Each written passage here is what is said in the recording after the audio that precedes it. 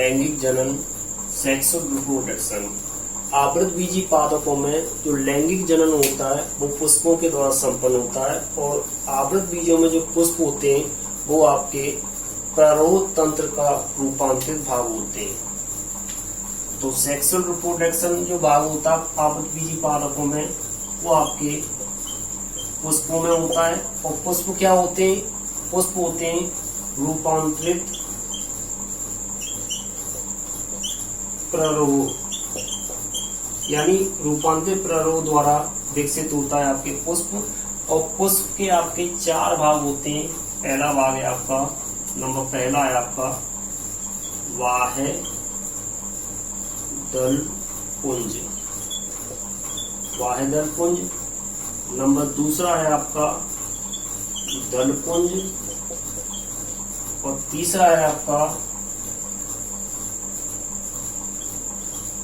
उमंग, और नंबर 4 है आपका जायन। पहला है आपका बाह्यदल पुंज, दूसरा है आपका दल पुंज, तीसरा है आपका पुमंग, और नंबर 4 पर आपका जायन। बाह्यदल पुंज को बोलते हैं कैलेक्स, दल पुंज कैरोला, पुमंग एंड्रोसियम, और जायंग आपका गाइनोसियम। इसमें ये जो दल पुंज और बाह्यदल पुंज होते हैं वो तो आपके सहायक अंग होते हैं। सहायक अंग, अब सहायक अंग किसके होंगे? सहायक अंग होते हैं कि जनन क्रिया में सहायक का कार्य करते हैं, और जनन संपन्न होने के बाद कुछ समय पश्चात ये विलुप्त या क्षीण रूप से निष्क्रिय हो जाते हैं। उमंग जो है इसे बोलते हैं एंड्रोसियम। ये आपका मेल रिप्रोडक्टिव ऑर्गन्स, मेल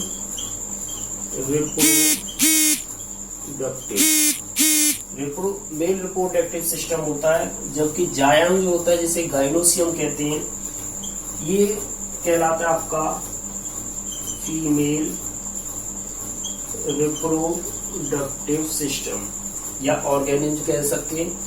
तो पुष्प अभी तक आपने पढ़ा कि लैंगिक जनन, तो आवृत बीजी, मैं दोबारा से रिवाइज करा देता हूँ कि आवृत बीजी पादपों में जो जनन होता है वो पुष्पों के द्वारा संपन्न होता है, और पुष्प जो होते हैं आवृत बीजी पादपों में वो आपके रूपांतरित प्रारूप होते हैं।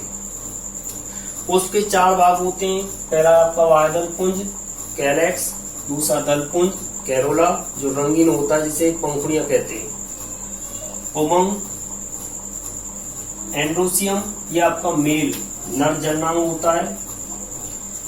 नंबर 4 है आपका जायंग, ये कहलाता है आपका फीमेल रिप्रोडक्टिव ऑर्गन्स यानी मादा जनन भाग। अब पादप में पुष्प के जो 4 भाग हैं, ये अगर 4 भाग होते हैं, जिस पौधे में या जिस पुष्प में ये पूर्ण रूप से संपन्न होते हैं उसे कहते हैं आप पूर्ण रूप से पुष्प। तो पूर्ण जिसमें आपके पुष्प के 4 भाग उपस्थित, पुष्प के 4 भाग उपस्थित होते हैं। और 4 भाग कौन से हैं? दलपुंज, बाह्यदलपुंज, जायंग और पुमंग। अपूर्ण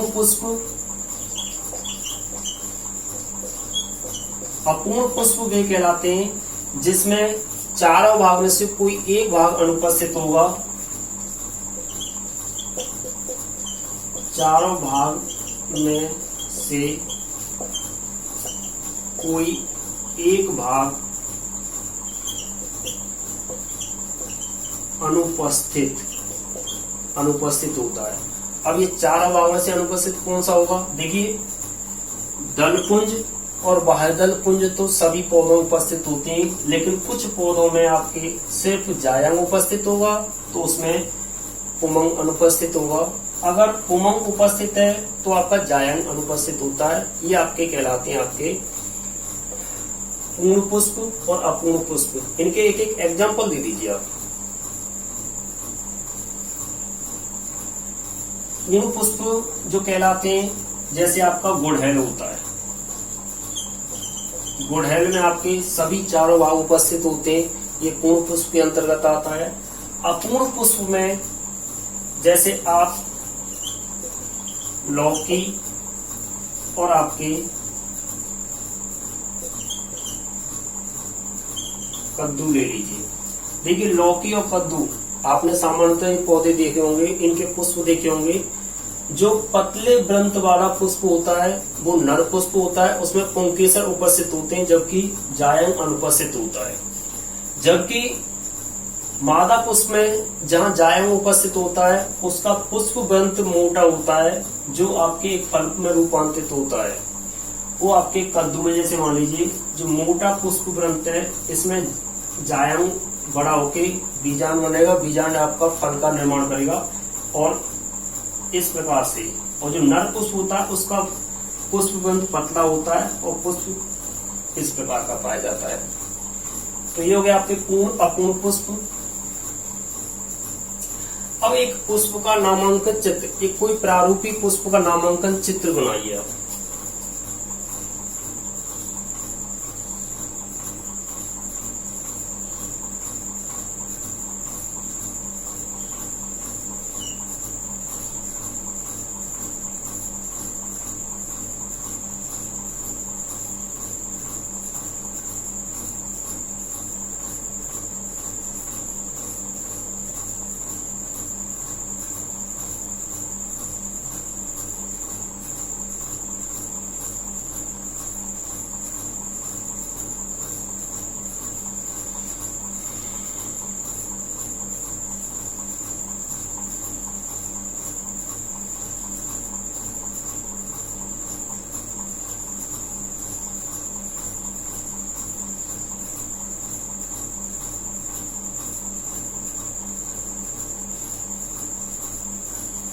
प्रारूपिक पुष्प,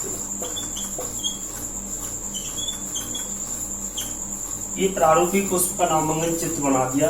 अब इसमें ये जो कहलाता है, सबसे पहले आप ले लीजिए पुष्प वृंत। जो डंठलनुमा संरचना होती है वो पुष्प वृंत कहलाती है। अब ये जो भाग कहलाता है, सबसे बाहर जो आपके जिनकी संख्या पौधों में 3 से 5 पाई जाती है, इसका रंग सामान्यतः हरा होता है, इसे बोलते हैं बाह्य दल पुंज। जो रंगीन भाग होता है जिसे पंखुड़ियां कहते हैं, वो कहलाता है आपका दल पुंज। ये आपके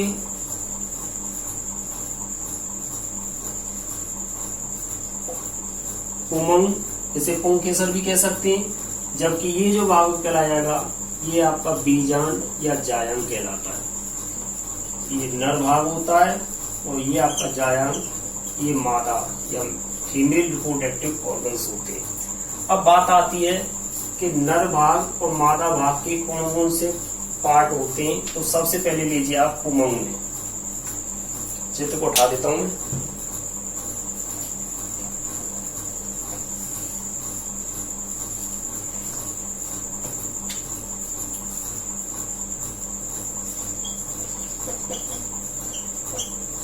उमंग सामान्यतः 3 भागों से मिलकर बना होता है। पहला जो भाग कहलाता है वो इसका कहला जाएगा आपका परागकोश। परागकोश, योजी या योजक कह दीजिए, नंबर सेकंड। और थर्ड पर होता है आपका वो तंतु। एक नामांकन चित्र आप बनाओगे तो इस प्रकार से चित्र की संरचना होगी।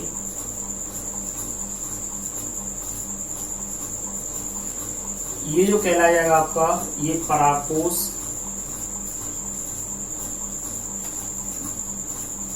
को तंतु और परागकोश को जोड़ने वाला योजी या योजक, और ये पतली संरचना होती है वो तंतु।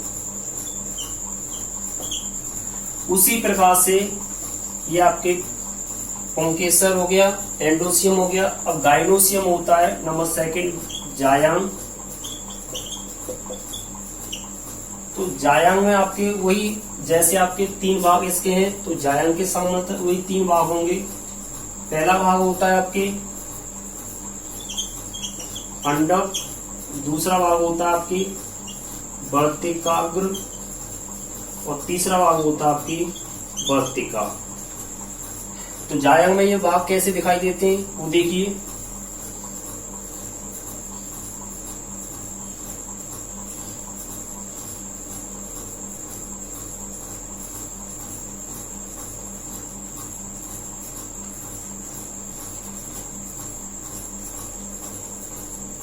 ऊपर फ्लास्क नुमा जो रचना होती है जो आपके पराग कणों को एकत्रित करती है या अर्थात ग्रहण करती है, उसे बोलते हैं आप वर्तिकाग्र। वर्तिकाग्र और एक लंबी नलिका रूपी जो रचना दिखाई देती है जो पराग कणों के लिए एक पथ या मार्ग का निर्माण करेगी, वो कहलाती है आपकी वर्तिका। उभरी हुई या पूरी हुई जो संरचना होती है वो कहलाती है आपके अंडक। ये 3 पार्ट्स होते हैं आपके जायंग के अर्थात गाइनोसियम के। तो इस चैप्टर में आपके पहला जो चैप्टर होता है वो आपका इसी प्रकार से टॉपिक होते हैं और ये टॉपिक यहीं पर आपका फर्स्ट चैप्टर समाप्त होता है। अगला चैप्टर स्टार्ट करेंगे हम अगली वीडियो में।